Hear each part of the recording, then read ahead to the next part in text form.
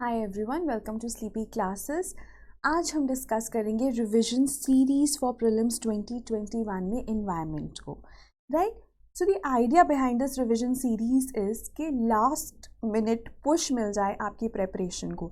Like you all know that 23rd day को आपका prelims है, तो अब ऐसा टाइम है कि आपको जितना भी टाइम आप प्रिपेयर कर रहे हो, you have to give your maximum. The idea behind this series is also that maximum revision, minimum time, so that you can extract maximum out of this video, right? अब environment को भी like all the other subjects, it has been given 3 days, है ना, in the 3 weeks. तो day 1 में we will be dealing with climate change related topics, right?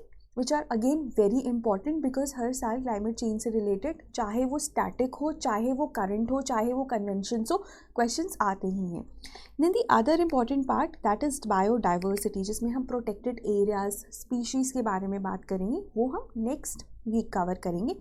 And finally the topics related to pollution, renewable energy and miscellaneous, जैसे कि कुछ agriculture के topics जो important है. ठीक है, so that is how we will proceed with the environment subject. Right, okay. Now let's say आज हम डिस्कस कर रहे हैं क्लाइमेट चेंज को. अब क्लाइमेट चेंज में भी कुछ बेसिक टॉपिक्स तो हैं ये जो आपको कवर करने हैं, है ना, जैसे कि ग्लोबल वार्मिंग कैसे होती है, क्योंकि ना कॉन्सेप्चुअल क्वेश्चंस भी आते हैं प्रीलिम्स में. So that is why you have to cover the whole phenomenon of it. ठीक है, और आपको क्लैरिटी होनी चाहिए. उसके बाद और बेसिक्स, ओशन एसिडिफिकेशन कैसे होती है, एसिडिफिकेशन जनरली कैसे होती है, ओजोन होल कैसे बनता है, all of these topics, that the static part of it. Then the other is the conventions. ठीक है, so you have to start with the most important convention. You have to study the important conference of parties. ठीक है, last जो हमारी थी 25th, उसके बारे में तो आपको सारा पता ही होना चाहिए. और जो कुछ इंपॉर्टेंट कॉन्फ्रेंस ऑफ पार्टीज है, फॉर एग्जांपल क्योटो प्रोटोकॉल हो गया, पेरिस अग्रीमेंट हो गया, इनकी डिटेल्स आपको पता होनी चाहिए. That is again very very very important. Right, now moving on to the next part. The next important part of climate change is India and climate change. ठीक है, क्लाइमेट चेंज को लेके इंडिया में क्या इनिशिएटिव्स लिए गए हैं, ये अगेन एक बहुत इंपॉर्टेंट पार्ट है. क्या स्कीम्स चल रही हैं, क्या इनिशिएटिव्स चल रहे हैं, all of that you need to know. So broadly हम क्लाइमेट चेंज में इन 3 पैरामीटर्स के साथ डील करते हैं. अब जैसे रिपोर्ट्स हैं, कुछ इंडाइसेस हैं, वो obviously they are a part of these 3 only. Right, so let's just start with the first topic. Right, पहला टॉपिक जो मैंने लिया है for today, that is emissions gap report of 2020. Now we all know that emissions gap report कौन निकालता है, United Nations environment programme, which is also known as United Nations environment. और ये जो रिपोर्ट है ये हर साल आती है. It is an annual report. और ये मेजर क्या करती है, ये मेजर करती है द गैप, ठीक है, बिटवीन दी एंटिसिपेटेड एमिशंस, कि अब आपको पता है बिजनेस एज यूजुअल चल रहा है, या जो भी स्टेटस को है उसके हिसाब से कितनी एमिशंस एंटिसिपेटेड है, कितनी एमिशंस होंगी और कितनी एमिशंस चाहिए अगर हमें पेरिस अग्रीमेंट का 2 डिग्रीज गोल को अचीव करना है, रादर उससे भी ज़्यादा एम्बिशियस 1.5 डिग्रीज सेल्सियस गोल को अचीव करना है. तो कितनी एमिशंस होनी चाहिए और कितनी हो रही हैं या होंगी या होनी है. ठीक है, so gap between the anticipated and what is required if you want to achieve the Paris agreement goal, ठीक है, उनके बीच में कितना गैप है वो मेजर करती है एमिशंस गैप रिपोर्ट. राइट, अब इसमें ना कुछ फाइंडिंग्स होंगी जो कि जेनेरिक है. For example, green house gas जो इमिशंस हैं they are growing and they continues to grow. But एक चीज़ जो इम्पॉर्टेंट है, जो आपको जाननी है, जो ग्रोथ है global green house gas emissions में वो स्लो कर रही है. मतलब अगर एक साल लेट्स से 10% इंक्रीज हुआ था, इंक्रीज हो रहा है, ठीक है, किसी साल 10% हो रहा है, किसी साल 8% हो रहा है, किसी साल 7% हो रहा है, तो ये जो ग्रोथ है ये कम हो रही है लेकिन इंक्रीज हो रहा है. That is an important fact that you need to know as far as this report is concerned, right? उसके बाद फॉसिल कार्बन डाइऑक्साइड इमिशंस, मतलब जो फॉसिल फ्यूल्स से इमिशंस होती हैं, they are still the one which dominate the total green house gas emissions. ठीक है, green house gas emissions को डोमिनेट करती हैं, growth in green house gas emissions को भी यही डोमिनेट करती हैं. तो ये एक इंपॉर्टेंट चीज़ है जो आपको पता होनी चाहिए. उसके बाद OECD कंट्रीज, इनमें जो इमिशंस हैं वो कम हो रही हैं, नॉन OECD इकोनॉमीज में वो इंक्रीज हो रही हैं।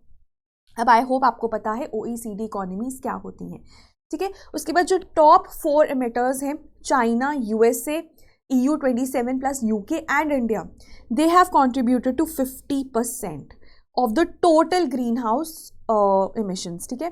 इसमें हम लैंड यूज वाला नहीं इंक्लूड करें, तो ये मतलब टोटल है।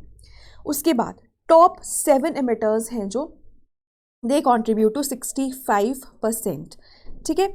And G20 members again accounting for 78%, ठीक है। तो ये कुछ फैक्ट्स हैं जो आपको डायरेक्टली प्रीलिम्स में पूछे जा सकते हैं, hence you should be knowing these. उसके बाद ये बहुत इंपॉर्टेंट है, ये वाला जो पार्ट है। अब देखो, दो तरह की इमिशंस होती हैं, you have consumption based emissions and you have territorial based emissions. Consumption based emissions होती हैं जहाँ पे कंजम्पशन हो रही है, मतलब जहाँ पे गुड कंज्यूम हो रहा है या परचेज हो रहा है, बन नहीं रहा। टेरिटोरियल इमिशंस होती हैं जहाँ पे जो प्रोडक्ट है वो बन रहा है ना, वो वाली। सो अब देखो, रिच कंट्रीज ना, they have higher consumption based emissions, है ना, देन टेरिटोरियल बेस्ड इमिशंस, क्योंकि वहाँ पे जो टेरिटोरियल है मतलब वो कहीं और बन रहा है लेकिन कंज्यूम आपके देश में हो रहा है, तो वहाँ पे कंजम्पशन बेस्ड ज़्यादा होती हैं। As they have typically cleaner production, more services and more imports of primary and secondary products. तो ना आपसे पूछा जा सकता है consumption versus territorial based emissions में क्या डिफरेंस है।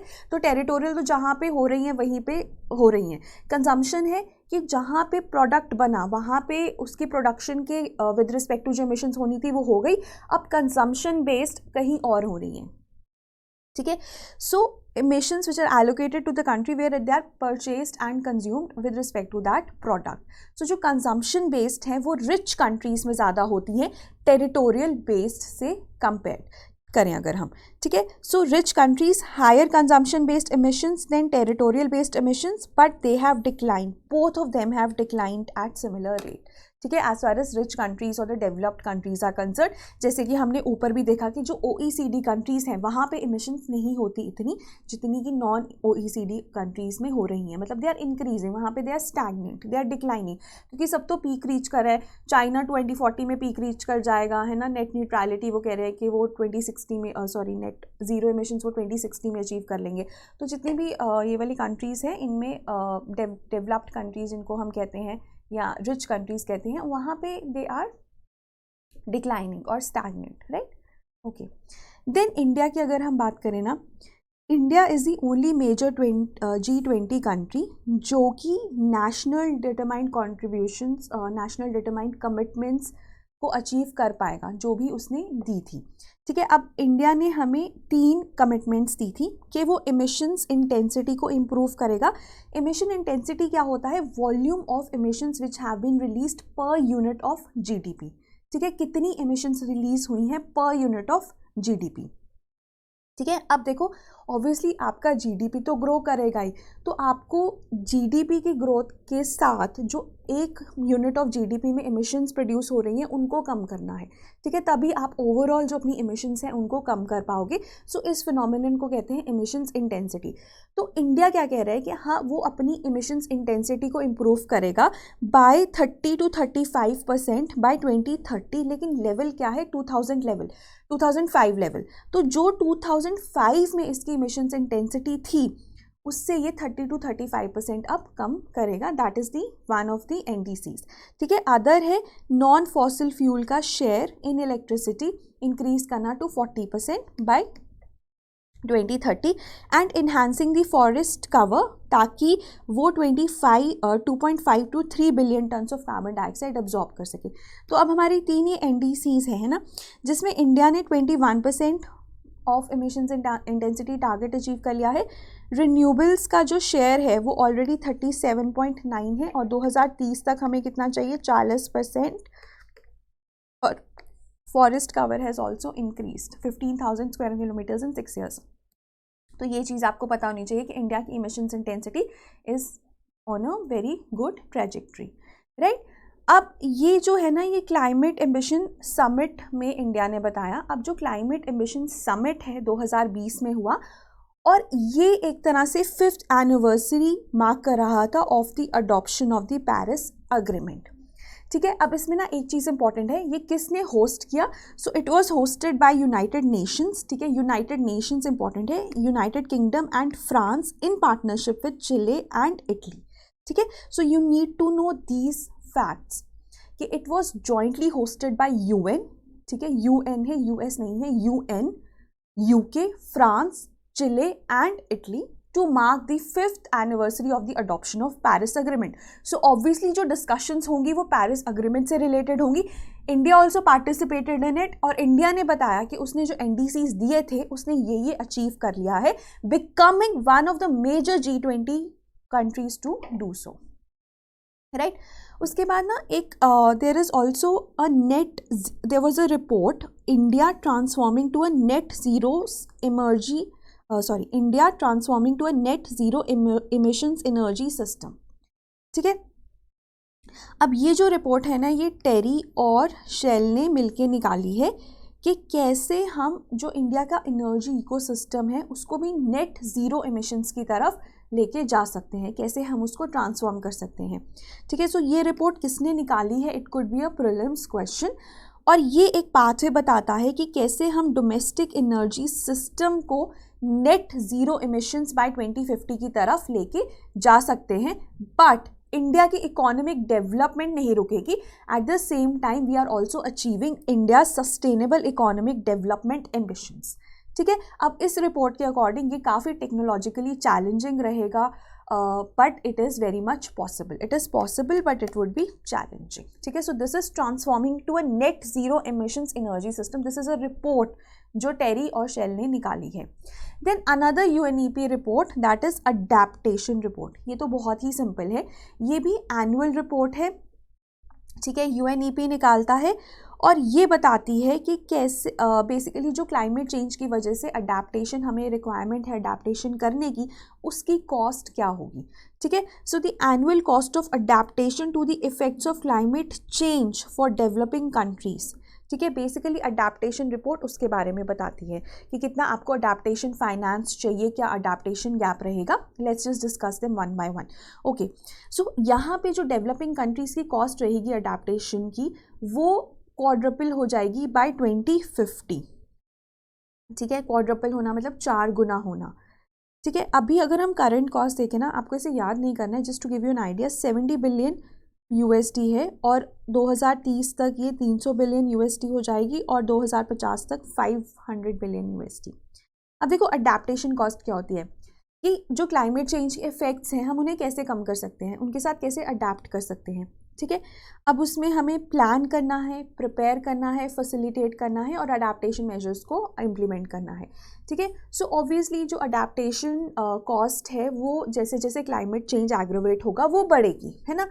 और अब देखो अडेप्टेशन कॉस्ट बढ़ रही है, अडेप्टेशन फाइनेंस है जो अडेप्टेशन कॉस्ट को फाइनेंस करेगा। अब अडेप्टेशन फाइनेंस भी बढ़ रहा है क्योंकि जो कंट्रीज हैं they are pledging in more money for adaptation cost, so adaptation finance भी बढ़ रहा है। ठीक है, the flow of the funds to the developing countries to help them tide over the damages, that is also increasing.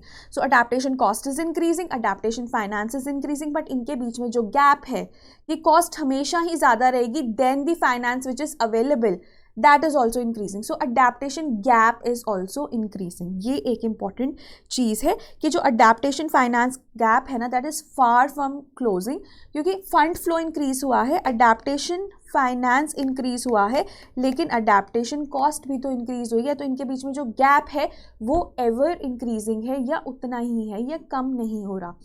और अगर हम बात करें ना डेवलप्ड कंट्रीज़ में जो अडेप्टेशन कॉस्ट है वो ज़्यादा है, लेकिन अडेप्टेशन का बर्डन डेवलपिंग कंट्रीज़ में ज़्यादा होता है as compare to their GDP, क्योंकि उनका जीडीपी कम है तो बर्डन एज सच उनका ज़्यादा होगा। एब्सोल्यूट नंबर में देखें तो कॉस्ट डेवलप्ड कंट्रीज़ के लिए ज़्यादा होती है, लेकिन that is just a fraction of their GDP compare to the developing countries जहाँ पे ये नंबर बहुत ज़्यादा ह्यूज है।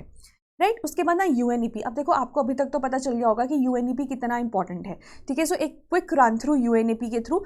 यूएन जो ईपी है यूएन की बॉडी है, उसकी इन्वायरमेंटल एक्टिविटीज़ को कोऑर्डिनेट करती है। यूएन इन्वायरमेंट भी इसे कहा जाता है।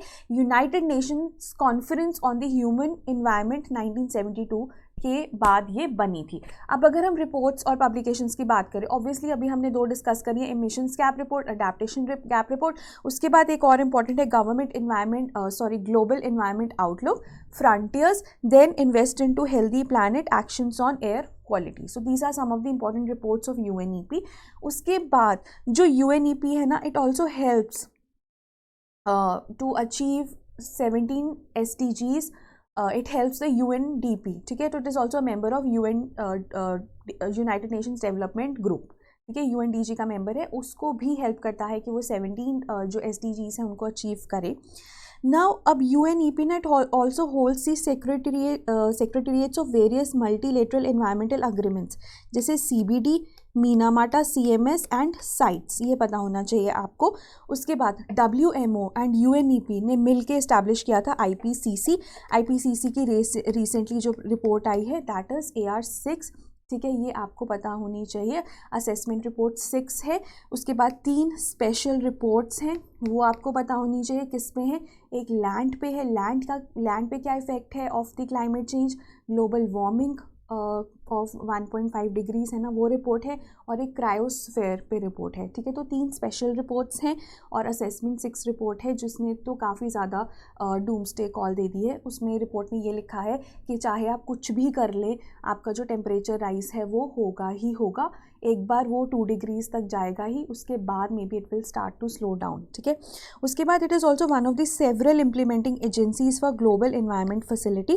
Global environment facility is an important funding mechanism for various multilateral agreements, again कौन से हैं वो आपको पता होना चाहिए, and also multilateral fund for the implementation of Montreal protocol, ठीक है। So do revise all of these things, ठीक है। ये जो स्टैटिक वाला पार्ट है ना कि UNEP क्या है, हमारे पास GEF क्या है, ये भी सब आपको पता होना चाहिए।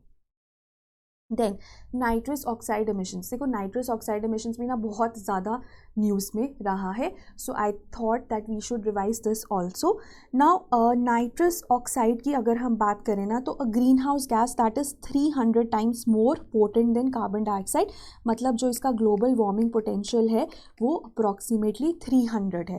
देखो ग्लोबल वार्मिंग पोटेंशियल क्या है, जब हम कंपेयर करते हैं एक गैस का, ग्रीन हाउस गैस का global warming potential with that of carbon dioxide का 1 माना जाता है, तो उसके कितने टाइम्स है इस गैस का, सपोज नाइट्रस ऑक्साइड का, तो वो 300 है। मतलब अगर सो दिस इज़ इम्पॉर्टेंट। और जो ग्लोबल वार्मिंग पोटेंशियल है वो 2 चीज़ों पे डिपेंड करता है, एक तो उसका वार्मिंग पोटेंशियल कितना है, कि वो कितनी हीट अब्जॉर्ब कर रही है, 1 मॉलिक्यूल ऑफ दैट गैस कितनी हीट अब्जॉर्ब कर रहा है कंपेयर टू कार्बन डाइऑक्साइड, और उसकी लाइफ कितनी है इन द एटमॉस्फेयर, इन दोनों चीज़ों पर डिपेंड करता है। तो उसके बाद ग्लोबल वार्मिंग पोटेंशियल मोस्टली 1 साल का हमारा निकाला जाता है। तो नाइट्रस ऑक्साइड का 300 है, ठीक है। अगर हम बात करें CO2, फिर उसके बाद मीथेन, फिर उसके बाद नाइट्रस ऑक्साइड, और फिर उसके बाद हमारे जो HFCs हैं वो आते हैं, CFCs, HFCs, उनका तो बहुत ज़्यादा है, उनका तो लैक्स में आता है, राइट। सो अब देखो इसमें ह्यूमन एमिशंस की अगर हम बात करें ना, तो उन्होंने एक बात बताई है कि 30% तक तो इंक्रीज़ हो ही गई है, और कब हुई है, 1980 से 2016 में। कैन यू बिलीव दैट, इतने कम टाइम में बहुत ज़्यादा इंक्रीज़ है, तो ये हमारे लिए काफ़ी ज़्यादा प्रॉब्लमैटिक है। उसके बाद ना इसका 3rd हाईएस्ट कॉन्सेंट्रेशन है आफ्टर CO2 एंड मीथेन, ठीक है। अब इसका आप ऐसे ले सकते हो कि पहले नंबर पे global warming potential carbon dioxide का है, फिर मीथेन का है, फिर नाइट्रस ऑक्साइड का है, ठीक है, और 3rd नंबर पे है, मतलब 3rd हाईएस्ट है इसका। एक 3rd हाईएस्ट नहीं बोलेंगे हम, 3rd लोएस्ट, कैसे, आई डोंट नो कैसे बोलेंगे, बट इसका जैसे 1 है, इन दोनों के बीच में CH4 का है, और नाइट्रस ऑक्साइड का 300 है, ठीक है। सो तीसरे नंबर पे, मतलब अगर हम इंक्रीजिंग देखें तो तीसरे नंबर पे है इसका, ठीक है। और वैसे अबंडेंस की बात करें तो 3rd हाईएस्ट है। अब ना ये it can live up to 125 years, ठीक है, उस पर भी डिपेंड करता है ग्लोबल वार्मिंग पोटेंशियल। अब देखो इसकी कॉन्सेंट्रेशन जो थी ना 270 पार्ट्स पर बिलियन थी कभी 1750 में, अब 331 पार्ट्स पर बिलियन है, ठीक है, तो काफ़ी ज़्यादा इंक्रीज़ है। अब देखो ये वाला पार्ट ना ये इंपॉर्टेंट है कि 43% ऑफ जो टोटल एमिशंस है ना वो ह्यूमन सोर्सेज से आती हैं, एंथ्रोपोजेनिक है, और emerging countries like India, China and Brazil, और इन कंट्रीज़ में भी ना मेनली एग्रीकल्चरल सेक्टर रिस्पॉन्सिबल है, क्योंकि नाइट्रोजन बेस्ड फर्टिलाइजर्स बहुत ज़्यादा यूज़ होते हैं, एक्सप्लॉइट किए जाते हैं, so they are the one which produce nitrous oxide emissions.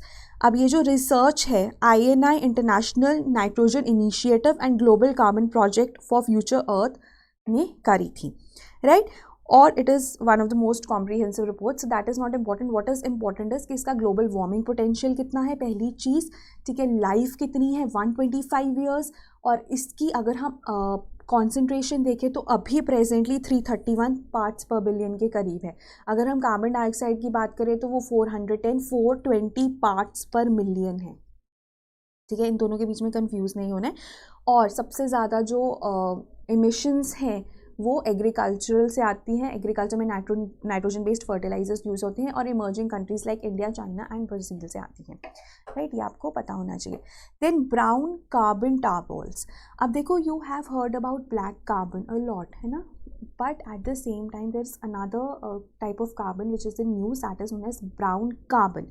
अब देखो, we all know that Himalayan Tibetan plateau that is known as third पोल, क्योंकि आफ्टर द 2 पोल्स जो आइस है सबसे ज़्यादा आपको इसी रीजन में मिलती है, ठीक है. It is has the largest reserve of glacial snow outside north and south poles. Now because the glaciers are extremely sensitive to climate change, तो इनके ऊपर इफेक्ट बहुत ज़्यादा दिखता है. अब देखो, रिसर्चर्स ने ना यहाँ पे ब्राउन कार्बन डिटेक्ट किया है, that is also known as a tar ball and it is light absorbing, ठीक है, which is contributing to the glacial melt. पहले हमारे पास ब्लैक कार्बन था, but both of them are detrimental for the glaciers because of their properties, ठीक है. ये भी लाइट अब्जॉर्बिंग है, तो एक लेयर बन जाती है and they kind of cause the melting of the glaciers. अब ये कैसे रिलीज होते हैं, ये भी बायोमास के जलने से, फॉसिल फ्यूल्स के जलने से. So you have light absorbing carbonaceous particles which are released. ये स्नो और आइस पे डिपॉजिट हो जाते हैं and they increase the melting of glaciers, ठीक है.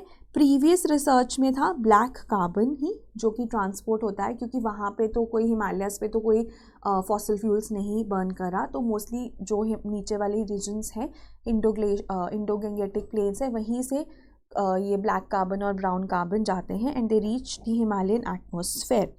बट लाइक ब्लैक कार्बन तो is fairly common, brown carbon के बारे में इतना नहीं पता था.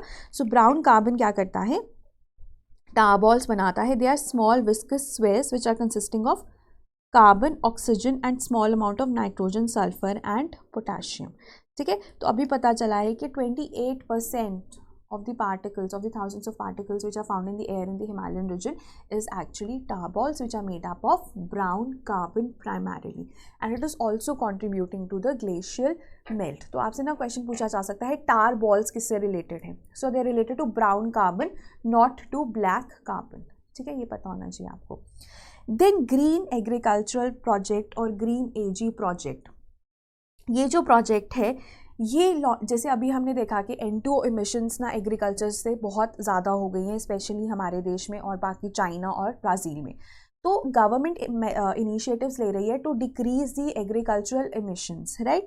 एंड उसी केस में जो एक इनिशिएटिव है that is green AG project. It will actually help to ensure sustainable agricultural practices also, ठीक है. सो 5 स्टेट्स में इम्प्लीमेंट किया जा रहा है. मिज़ोरम पहली स्टेट है जहाँ पे ये इम्प्लीमेंट होगा. उसके बाद Rajasthan, Madhya Pradesh, Odisha and Uttarakhand. So can you see the spread of this project, ठीक है, काफ़ी ज़्यादा वाइड स्प्रेड है. अब ये फंडिंग कहाँ से आ रही है, ग्लोबल इन्वायरमेंट फैसिलिटी. और अगर हम नेशनल एग्जीक्यूटिंग एजेंसी की बात करें तो department of agricultural cooperation and farmers welfare इसको इम्प्लीमेंट करेगा या एग्जीक्यूट करेगा इंडिया में, फंडिंग ग्लोबल इन्वायरमेंट फैसिलिटी से. उसके बाद बाकी ऑर्गेनाइजेशंस FAO इन्वॉल्व है, मिनिस्ट्री ऑफ एनवायरनमेंट इन्वॉल्व है, ठीक है. The idea is to provide global environmental benefits in at least 1.8 million hectares of land in 5 landscapes, ठीक है. सो द आइडिया इज़ कि आप इतना मिलियन हेक्टेयर ऑफ लैंड है वहाँ पे एटलीस्ट आप सस्टेनेबल एग्रीकल्चरल प्रैक्टिसेस करो, sustainable land and water management करो. सो इसमें क्या होगा, 49 मिलियन कार्बन डाइऑक्साइड इक्विवेलेंट या सिक्वेस्टर की जाएगी या रिड्यूस की जाएगी through sustainable land and agricultural practices. So इसमें ना जो बेसिक है वो तो आपको समझ में आ गया कि हमने एग्रीकल्चर के थ्रू इमिशंस कम करनी है, हमने सस्टेनेबल लैंड यूज़ और एग्रीकल्चरल प्रैक्टिसेस करनी है, all of that is clear. The important part is जो आपको याद करना है, इम्प्लीमेंट कौन कर रहा है, डिपार्टमेंट ऑफ एग्रीकल्चर जो कि मिनिस्ट्री ऑफ एग्रीकल्चर के अंडर आता है, और फंडिंग आ रही है ग्लोबल एनवायरमेंट फैसिलिटी से। 5 स्टेट्स में इंप्लीमेंट हो रहा है, you have Mizoram, you have Rajasthan, Madhya Pradesh, Odisha and Uttarakhand. Start होगा मिजोरम से, ठीक है। उसके बाद FAO और मिनिस्ट्री ऑफ एनवायरनमेंट भी कंट्रीब्यूट करेंगे। तो क्या होगा, 49 million carbon dioxide equivalent will be sequestered. Then similarly we have a project for decarbonising the transport as well, ठीक है। ये जो है ये हमारे पास NITI Aayog and the international transport forum of OECD इन्होंने जॉइंटली लॉन्च किया है decarbonising transport in emerging economies project in India, ठीक है। सो नीति आयोग ऑब्वियसली जो इंटरनेशनल ट्रांसपोर्ट फोरम है ये दुनिया भर में इसको लॉन्च कर रहा है, लेकिन इंडिया में it has launched the decarbonising transport project in collaboration with NITI Aayog, ठीक है। अब ये 5 साल का प्रोजेक्ट है जो कि इंडिया को हेल्प करेगा कि आप एक लो कार्बन ट्रांसपोर्ट सिस्टम बनाओ, ठीक है। अब दी आइडिया यहाँ पे देखो मेजरली क्या आइडिया है कि जो ट्रांसपोर्ट है ना वो भी बहुत ज़्यादा कार्बन डाइऑक्साइड एमिशंस में कंट्रीब्यूट करता है, ग्रीन हाउस गैस एमिशंस में कंट्रीब्यूट करता है।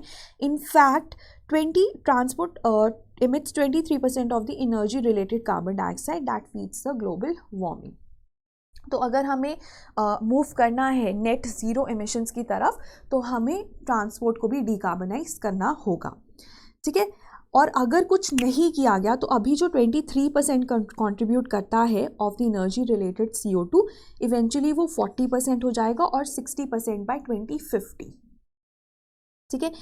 थर्ड ट्रांसपोर्ट सेक्टर इंडिया में अगर हम बात करें तो third most green house gas emitting sector है और मेजरली वो भी रोड ट्रांसपोर्ट सेक्टर है। ये फैक्ट आपके लिए इंपॉर्टेंट है याद करना। 13%, अब देखो total carbon dioxide emissions in India 13% come from the transport sector. अब पहले और दूसरे में क्या फ़र्क है, पहला कह रहा है कि जो ट्रांसपोर्ट सेक्टर है जितनी भी ग्रीन हाउस गैस इमिशंस होती हैं उसमें से थर्ड मोस्ट जो इम्पोर्टेंट सेक्टर है वो हमारा ट्रांसपोर्ट सेक्टर है, मतलब तीसरे नंबर पे है। और टोटल कार्बन डाइऑक्साइड एमिशंस में 13% come from the transport sector. Again very important है ना, दोनों चीज़ों में फ़र्क देख रहे हो कि तीसरे नंबर पे ट्रांसपोर्ट सेक्टर आता है।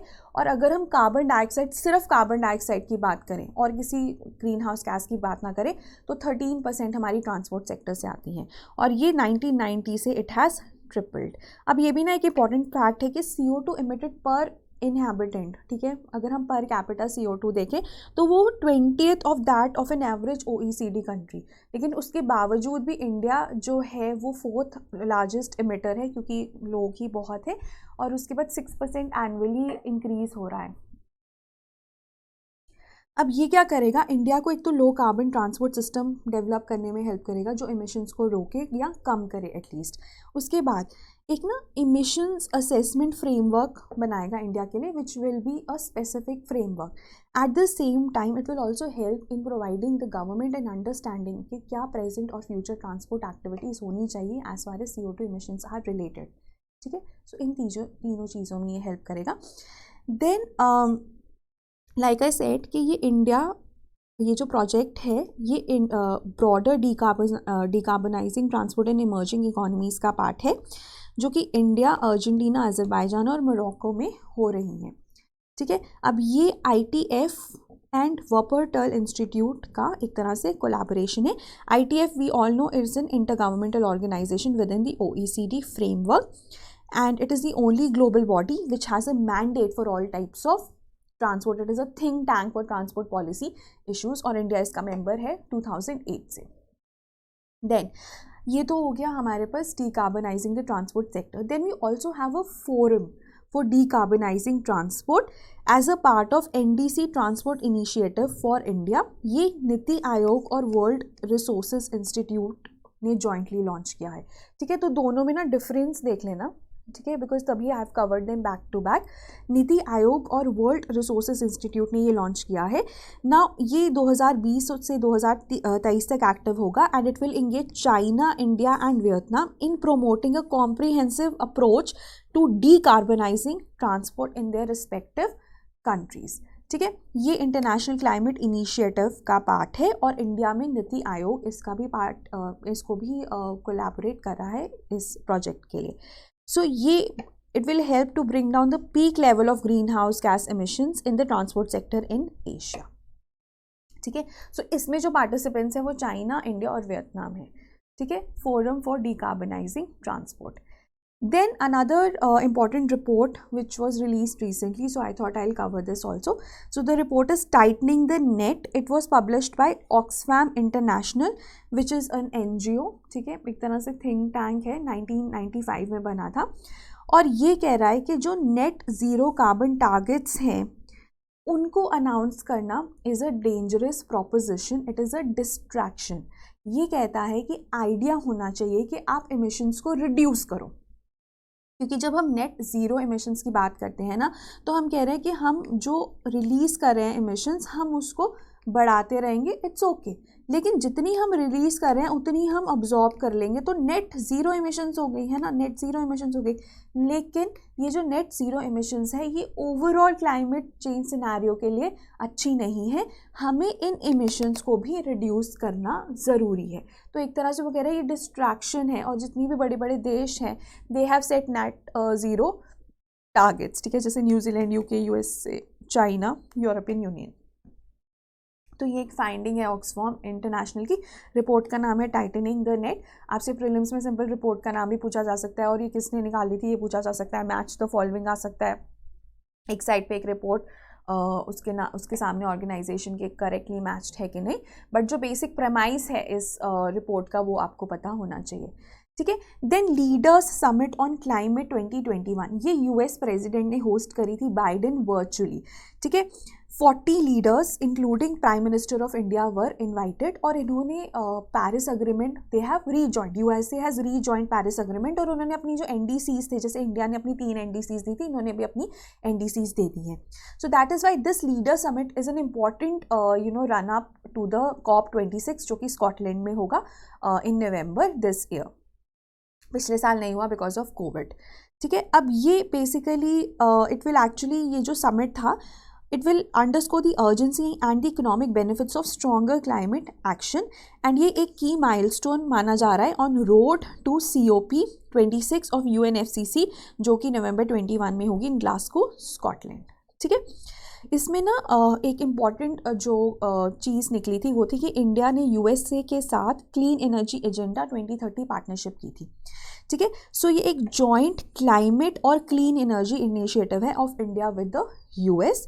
अब they have committed to working together in achieving their ambitious climate as well as clean energy targets, क्योंकि दोनों ने एनडीसीज दे दिए हैं तो दोनों कोलैबोरेट करेंगे कि दोनों क्लाइमेट चेंज, क्लाइमेट एक्शन जो टारगेट्स हैं और जो क्लीन एनर्जी टारगेट्स हैं उनको अचीव कर पाएँ। ठीक है, तो इसमें क्लीन एनर्जी पार्टनरशिप आती है, strategic clean energy partnership and climate action and finance mobilisation dialogue. So this was a result of this summit. Then we have LEAF coalition.